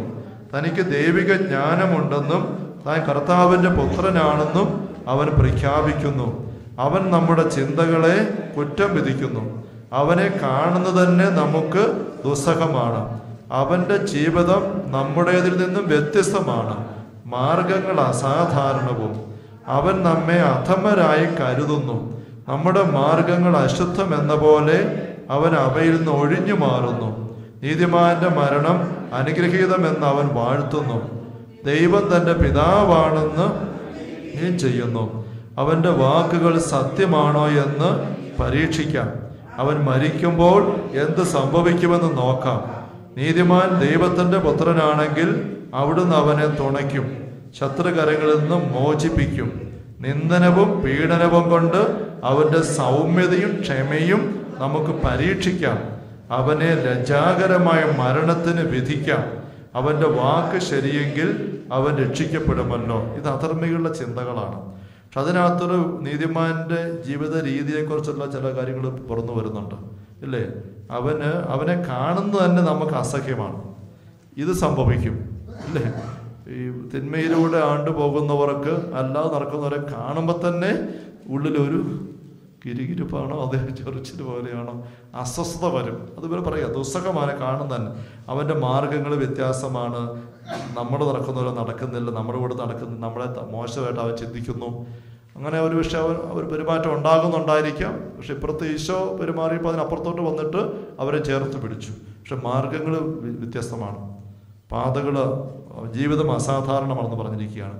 അപ്പം അതുകൊണ്ട് ഇവിടെ ആ 19-ാം വാക്യം നമ്മൾ പ്രത്യേകം ശ്രദ്ധിക്കണം. നിന്ദനവും പീഡനവും കൊണ്ട് അവൻ്റെ സൗമ്യതയും ക്ഷമയും നമുക്ക് പരീക്ഷിക്കാം. അവനെ ലജ്ജാകരമായ മരണത്തിന് വിധിക്കാം. ഇത് ഈശോയെപ്പറ്റിയാണ്. നീതിമാന്മാരിൽ നമ്പർ 1 ഈശോയാണ്. ഈശോയെപ്പറ്റി പൈശാചിക ലോകം പറയുന്നത് ഇത് തന്നെയാണെന്ന് വേണം ചിന്തിക്കാം ആദ്യം. അപ്പം നിന്ദനവും പീഡനവും കൊണ്ട് അവൻ്റെ സൗമ്യതയും ക്ഷമയും നമുക്ക് പരീക്ഷിക്കാം. ഇത് നമ്മൾ ഓർത്തിരിക്കണം. നമ്മൾ ധ്യാനമൊക്കെ കഴിഞ്ഞ് എന്ന് ആത്മീയമായിട്ടൊക്കെ നീങ്ങുമ്പം പല രീതിയിലുള്ള കമൻറ്റുകളും പരിപാടികളും പ്രവർത്തനങ്ങളും ഒക്കെ ആയിട്ട് വന്നിട്ട് പരീക്ഷിക്കുകയാണ്. സൗമ്യത പെട്ടുപോകും നോക്കട്ടെ, ക്ഷമ വിട്ടുപോകും നോക്കട്ടെ. തുരുമ്പിടുമ്പോൾ ഞെരുക്കുന്ന ദൗർഭാഗ്യങ്ങൾ ക്ഷമ കൈവെടിയരുത് എന്നെല്ലാം പറയുന്ന പ്രഭാഷണം 2 വളരെ കൃത്യമായിട്ട് പറയുന്നുണ്ട്. അപ്പം ഇങ്ങനത്തെ ഒരു ഞെരുക്കത്തിൻ്റെ അവസ്ഥ. അപ്പം ഇവിടെ ജെറമ്യ അപ്പുറത്ത് ഇത് തന്നെ പറയുന്നത്, ഞാൻ അങ്ങയുടെ വചനം കണ്ടെത്തിയപ്പോൾ അത് രുചിയോടെ ഭക്ഷിച്ചു, അതെനിക്ക് മധുരമായിരുന്നു, അതുകൊണ്ട് എൻ്റെ ജീവിതത്തിൽ കുറച്ച് മാറ്റം വന്നു. പക്ഷെ അതിൻ്റെ ഫലമായിട്ട് എനിക്ക് സഹനം വന്നു. അങ്ങയുടെ കരം എൻ്റെ മേലുണ്ടായിരുന്നു. ജെറമ്യ 15:17 മേലുണ്ടായിരുന്നു. ഞാൻ ഏകാഗിയായി കഴിഞ്ഞ് അമർഷം കൊണ്ട് അങ്ങനെ നിറച്ചിരുന്നു. ഈ അമർഷമെന്ന് പറയുന്നത് വീണ്ടും ഒരു പൈശാചിക അല്ലെ തിന്മയുടെ അമർഷമല്ല, പക്ഷേ സ്വസ്ഥതയില്ല. തിന്മ ഒരു അധർമ്മികളെ കാണുമ്പോഴുള്ള നൊമ്പരം, വിഷമം, അതിനെതിരെ പ്രതികരിക്കാനുള്ള അമർഷം. എസെക്കിയേലും പറയുന്നുണ്ട്, ദൈവത്തിൻ്റെ കരം എന്നെ വഹിച്ചുകൊണ്ട് പോയി, പര്യാകുലനും അമർഷം നിറഞ്ഞവനുമായിട്ടാണ് ഞാൻ പോയത്. അങ്ങനത്തെ ഒരു അസ്വസ്ഥത. ഈശോ ദേവാലയത്തിൽ നാണയമാറ്റക്കാരെ എല്ലാം കണ്ടപ്പം കോപിച്ച് ചാട്ടയെടുത്ത് അടിച്ച് ഓടിച്ചു അവസാനം വന്നപ്പോൾ. അങ്ങനത്തെ ഒരു വശം വരുന്നു. എന്നിട്ട് എന്താ എൻ്റെ വേദന മാറാത്തത്, എൻ്റെ മുറിവ് ഉണങ്ങാൻ കൂട്ടാക്കാത്തത്? ഇടയ്ക്കിടയ്ക്ക് വെള്ളം വറ്റിപ്പോകുന്ന അരുവിയെപ്പോലെ അവിടെ തന്നെ വഞ്ചിക്കുമോ? ഇത് വേറൊരു വശം. പ്രവാചകന് ദൈവത്തിൻ്റെ വെളിപ്പെടുത്തൽ അഭിഷേകം കിട്ടിയെങ്കിൽ മാത്രമേ മുന്നോട്ട് പോകാൻ പറ്റുള്ളൂ. പക്ഷെ അഭിഷേകത്തിന് നിരക്കാത്ത കാര്യങ്ങളിലേക്ക് ഒരു ജീവിതം പോയാൽ അത് കിട്ടുകയില്ല. അതാണ് മറുവശത്തൊരു കെണിയല്ല, ഒരു അപകടാവസ്ഥ. നമ്മൾ തമ്പുരാൻ്റെ അഭിഷേകത്തിൽ ആശ്രയിച്ച് നീങ്ങുമ്പം അഭിഷേകമില്ലാത്തപ്പോൾ നമ്മൾ വട്ടപ്പൂച്ച കാണും.